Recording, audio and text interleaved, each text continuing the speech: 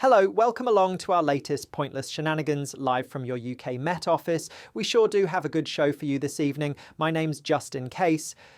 And I am Craven Moorhead. You absolutely are. So put your arms in the air and shout yay if you've a shaven haven, Craven. Okay then. Yeah. Ha! I knew it. I just want to bet with the producers. Did you know, apparently there's a new term for lesbians that are on fire? Yeah, LGBTQ. Did you put telling shit jokes on your CV? I know a lot of people have tuned in just to hear about your lovely flapjack. Before we get started, what was all that about? I made some flapjacks for everyone. You did. I'm looking forward to having one after. And they're not just flapjacks, they're flapjacks with chocolate on. Yeah, it's true. I haven't licked one yet, but Aletia Put Your Deacon Me said they tasted metallic. So make of that what you will. No, I'm joking. Almost just blurted out some truth to the world for a moment then. Sorry about that. What do you expect when you're up sniffing all night?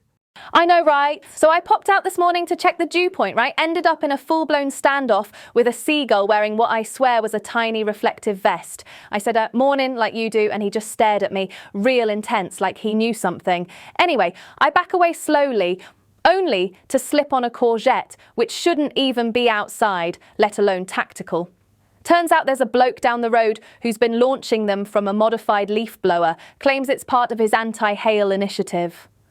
Honestly, the whole estate's gone to shit since they paved over the sun. So here's the thing. My Google wouldn't work, so I'm kind of unprepared. Don't worry, we just make it up on the spot like we usually do. Who cares, right? Now, here at the Met Office, we like to do some crazy stuff when we sniff too much ketamine. Tell them what you did in 2022, Craven, you mad bitch. Oh yeah, I got so high, I broke into the Met Office warehouse and tied myself to a weather balloon to get to the Falklands. There's me just before takeoff. So it's time for retards questions. We have one here from Gabriel who asks, do we get our balloons back or do they stay out there?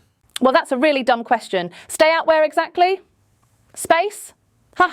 But yeah, no, seriously, we don't know where they end up. Hey, Craven, pull my finger. Craven, pull my finger. I'm not going to pull your finger, Justin. I wouldn't trust what came out if I did. Nobody trusts anything that comes from either of us anyway, Craven.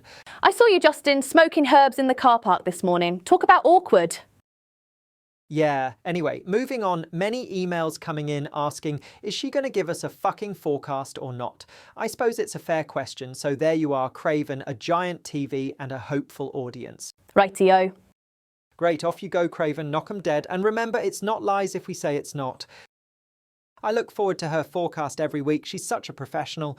Hello, I am Craven Moorhead. Good afternoon to absolutely no one enjoying summer, because there fucking isn't one. Not this year, not last year, not the year before. Why? Because every time we get a whiff of natural sun, the sky turns into a chessboard of chemical piss trails by midday. Today's forecast: light rain, gusty winds and a dense aluminium overcast delivered via high-altitude military flight paths that no one will acknowledge, let alone explain. You thought that streaky white veil above you was natural? Nah, mate. That's geo-engineered gloom, lovingly misted across the country like shaken vac over a corpse. You see one day of clear blue and boom, here come the flight lines.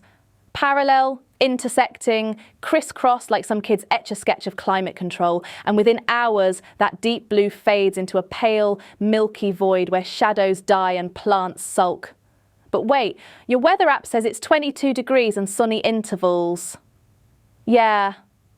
Well, the only interval is between spray sessions, and the only sun you're getting is whatever squeezes through the barium haze like a knackered bulb in a prison yard.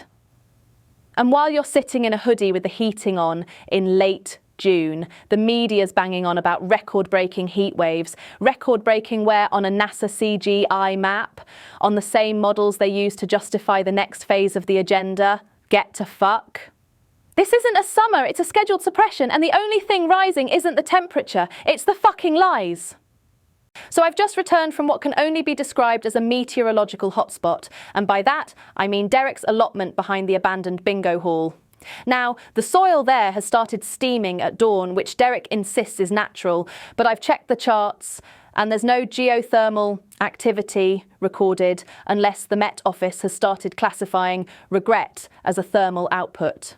I conducted 3 tests, one with a soil thermometer, one with a dowsing rod, and one by simply asking the ground if it was okay. It wasn't. A low-pressure system appears to be stuck over the area, rotating counterclockwise around an empty Greggs bag that hasn't moved since last Thursday. The bag, by the way, has achieved sentience and is now registered to vote in 2 counties. There's also a minor disturbance in the upper atmosphere where 2 drone clouds appear to be engaged in what looks like passive-aggressive formation dancing. I approached them for comment but was pelted with static and a faint smell of tuna. We are, of course, issuing a level 3 advisory for emotionally unstable weather with a high chance of misplaced nostalgia. If you feel the urge to ring your ex or paint your shed for the 4th time this month, stay indoors and hydrate. That's all from the field. Back to you, Justin. Craven, quick question. Do you think this sudden 20-degree heat wave might be the result of satellites repositioning their solar panels too close to Earth? I mean, 20 degrees in June feels engineered, could be a rogue Elon. I'm going to pretend you didn't just suggest the planet is being grilled like a panini by solar panels. I'm just saying, I've seen documentaries. One of them was a YouTube thumbnail. Was that before or after the one where the moon blinks? That moon did blink, Craven. You just weren't watching closely enough. So we'd better wrap this up. This has been Craven Moorhead staring up into the synthetic firmament, wondering how much longer we'll all pretend this is normal. Stay dry, stay sharp, stay fucking awake. And please remember, if you watched it and you liked it, share it so that others can enjoy it as well. And of course, don't forget to follow Liam Stoneley anywhere.